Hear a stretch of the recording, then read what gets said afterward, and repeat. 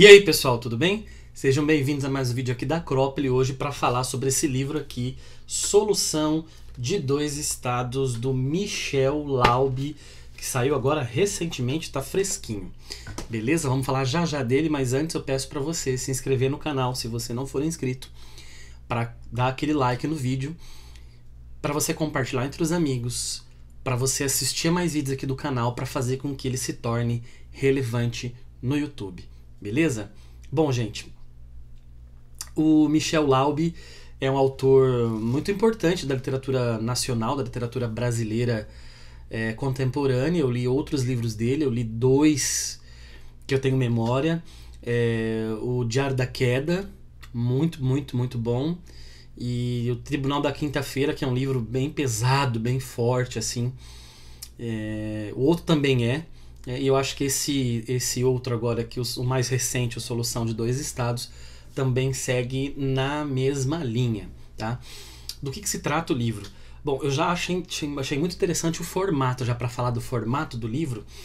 É claro, ele está impresso aqui normalmente, como um livro e tal, mas a estrutura do romance ela é toda feita como se fossem anotações, como se fossem transcrições de diálogos, de material. Por exemplo, você pode ver aqui, não sei se a câmera vai pegar, material pré-editado, porque na verdade é uma cineasta alemã que ela vem para o Brasil para fazer um documentário sobre violência, e ela está entrevistando pessoas, e nessas entrevistas então ela está recolhendo os depoimentos para daí depois montar o seu documentário. Então toda essa estrutura são de falas e de material e de talvez algumas reportagens que vão contribuir para a formação do todo desse documentário dela. Então, é muito legal porque já é uma literatura que dialoga com outras linguagens aqui, tá? Uma linguagem talvez de rascunho, de roteiro, do próprio documentário em si, o que é muito legal. Eu acho que é dos recursos interessantes da literatura contemporânea, que é dialogar com esses outros gêneros, tá? Bom, mas basicamente o que tem aqui? Tem a opinião de duas pessoas especificamente, da Raquel e do Alexandre. O Raquel e o Alexandre é o clássico, tô dizendo clássico e não clichê, embate entre dois irmãos, tá? Geralmente feito na literatura, na história das narrativas, com dois homens, uma outra vez duas mulheres, aqui no caso uma mulher e um homem, e eles se odeiam, tá?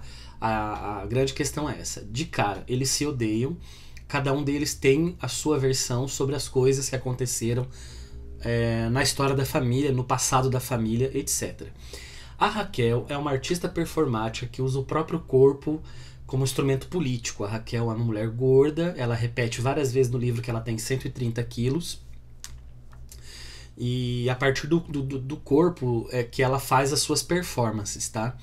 E ela é justamente chamada para dar essa entrevista porque ela, além de ter sofrido muito bullying na escola, né, e ter sofrido com essa questão do peso durante muito tempo, ela, num debate público sobre violência, ela é chamada num hotel em São Paulo, a algumas quadras da Avenida Paulista, ela é chamada para fazer uma intervenção, e nessa intervenção ela sofre violência, ela é espancada por um homem com uma barra de ferro, e as pessoas que estão lá todas falando sobre violência não são capazes de defendê-la, tá? Essa é a Raquel. O Alexandre, que é mais novo, alguns anos mais novo do que ela, ele é formado em educação física, empresário no ramo fitness, tá? Ele tem ali um conjunto de academias chamada Império, mas não é somente uma academia. O Império ele tem uma relação estranha com um pastor chamado Duílio, que parece que a ideia ali é uma revigoração física e de alma, né, no sentido de quase conversão, ou praticamente uma conversão, que se faz junto com essas pessoas que frequentam as academias, né? É bem interessante esse negócio aí, depois a gente pode falar um pouquinho mais sobre ele. Ele tem um discurso daquele tradicional de trabalho e suor para conquistar as coisas. Se você não transpirar, você não consegue. Os males do mundo só você pode vencer. E tem uma opinião muito ruim dos artistas, inclusive, justamente guiada pela irmã, porque ele tem esse ódio pela irmã. tá? Então só aí dá pra, quer dizer, uma pessoa que é gorda e o outro que é empresário do ramo fitness, que tem, e é gorda e artista, o outro empresário do ramo fitness e tem opinião ruim dos artistas, quer dizer, já só aí já faria com que cada um escolhesse um hemisfério de diferença para estar. Mas eles estão na mesma família. Aí tem um grande problema. Então, o livro vem apresentando a fala de um, depois a fala de outro, às vezes 2, 3 falas de cada um, e daí uma versão disso, uma versão daquilo. Eles começam bem pianinho e daí, com o passar do livro, você vai vendo as entranhas dessa relação, eles vão soltando informações maiores e falando mais de si, se mostrando, né? Ambos são muito agressivos em certo momento com a apresentadora, né, com a documentarista, né? E em algumas vezes, inclusive, ele é até irritante a fala deles. Eu acho que o Laub foi muito, muito competente nesse sentido, porque ele conseguiu criar umas linguagens. Primeiro, a linguagem dos dois é diferente, né? A linguagem do Alexandre, às vezes, eu percebo que ele não fala coisa com coisa. Ele quer falar uma coisa, mas ele fala outra. Então é uma pessoa super perdida no próprio discurso. A Raquel, ela quer problematizar muito, ela problematiza, mas às vezes ela também se perde no discurso. E às vezes me parece que eles não respondem às perguntas da entrevistadora, né? Como se eles estivessem ali sozinhos e não obedecessem a nada, tá? Para mim me pareceu muito... essa é uma leitura muito minha, tá, gente? Um snobismo e superioridade de uma classe alta. Na verdade... média alta ali, né? Na verdade, durante boa parte do livro, você percebe muita alfinetada que lembra muito uma briguinha de família. 2 pessoas de classe média, com dinheiro, discutindo quem tem a razão, quem sofreu mais, quem roubou a família, quem tem um mau comportamento. Ai, não é você, ai, não é você, ai, eu sou perfeito, ai, você não... Sabe, me pareceu muito isso.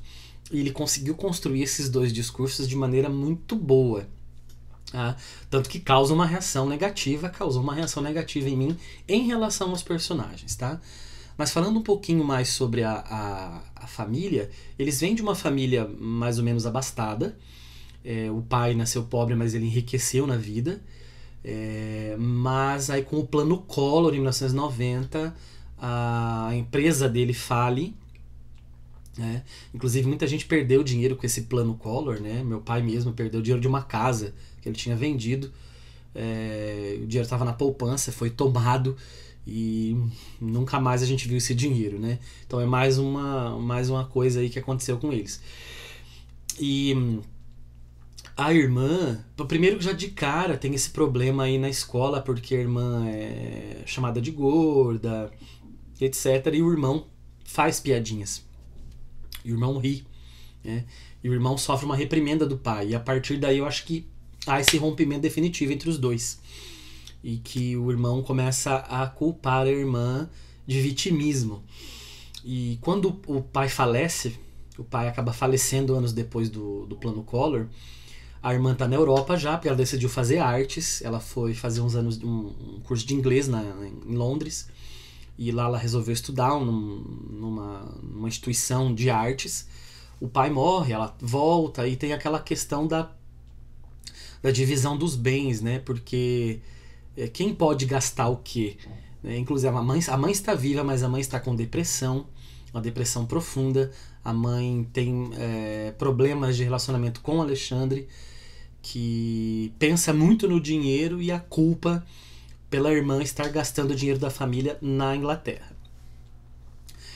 Então assim, ela fica lá gastando a fortuna e eu aqui me matando, ralando, etc, tá?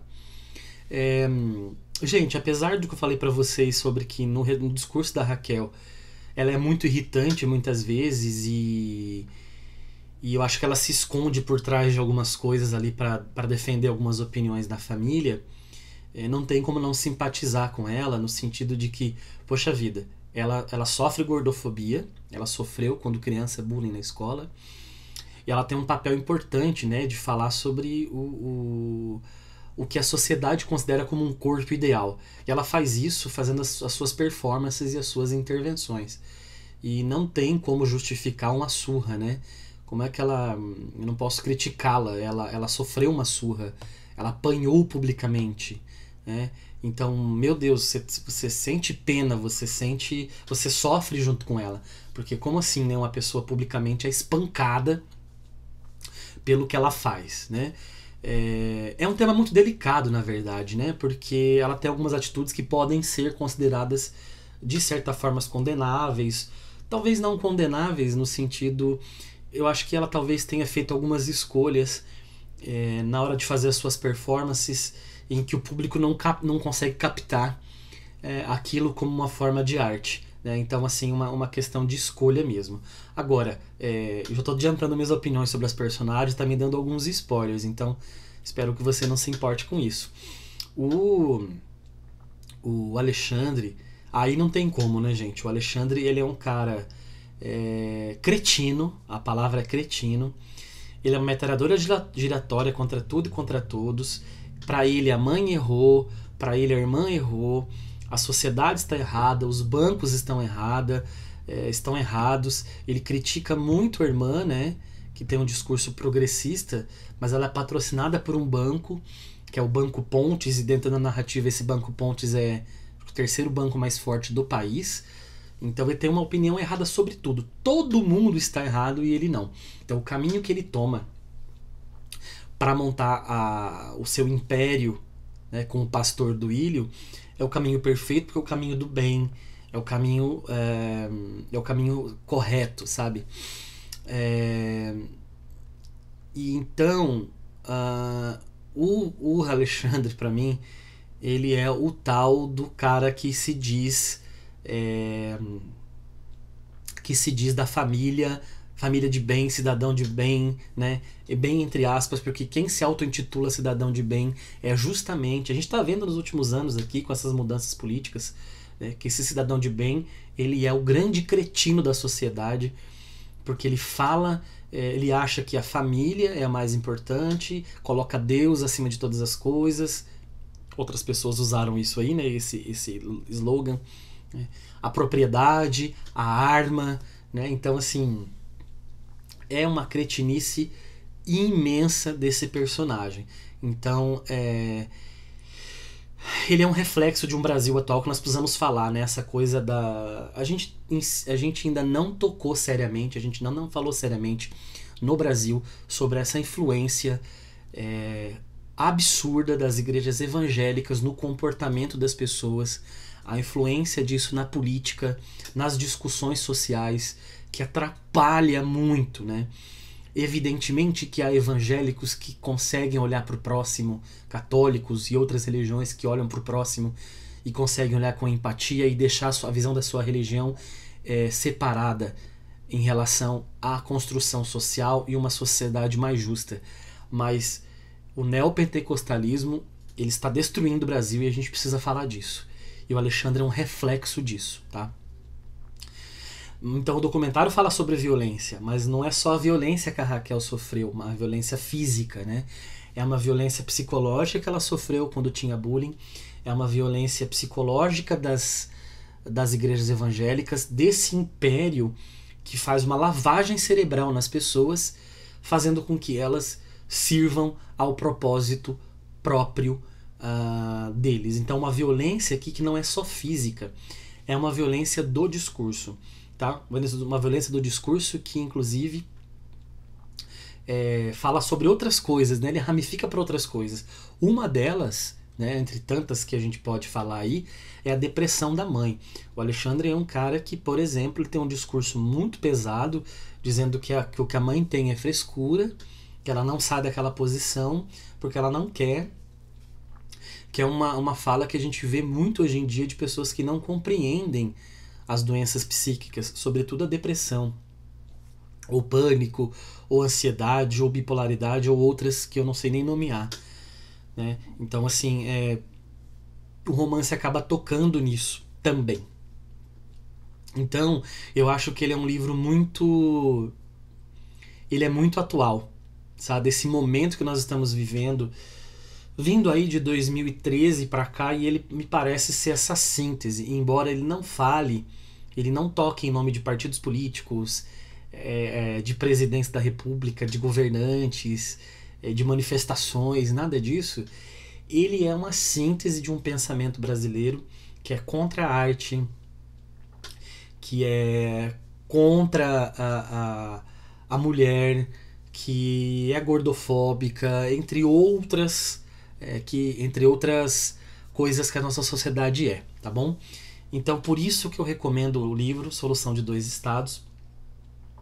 Eu costumo não assistir nenhuma resenha, não ler nenhuma resenha profunda sobre um livro quando eu vou resenhar. Nesse caso aqui eu abri uma exceção e eu vi uma resenha que pra mim ela é ela é um pouco equivocada, embora a gente tenha que respeitar, né, claro, a leitura de cada um. Nessa resenha a pessoa diz que é tudo girando em torno do núcleo masculino do livro.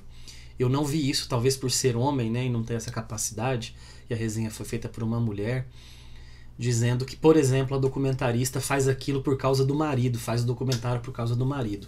Eu não vejo isso, eu não vejo dessa maneira, ela faz por si própria, né?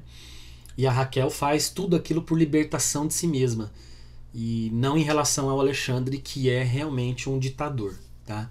Então eu não levei necessariamente para essa questão do mundo girar em torno do masculino. Mas talvez vocês concordem com essa leitura, e daí se vocês concordarem, por favor, vocês escrevam nos comentários, beleza? Bom, acho que já me alonguei demais, eu acho que o vídeo já está muito grande. A minha tendência agora é fazer vídeos mais curtos para que a gente aproveite mais o tempo e possa dialogar melhor. Tá bom, gente? E é isso. Você já leu esse livro? Já leu algum livro do Michel Laub? Por favor, escreva nos comentários. Já leu algum outro livro sobre esses temas? Sobre neopentecostalismo, sobre gordofobia, sobre machismo, essas coisas? Por favor, escreva aí nos comentários e me indique para leitura também. Beleza, gente? Se cuidem, um abraço e até a próxima.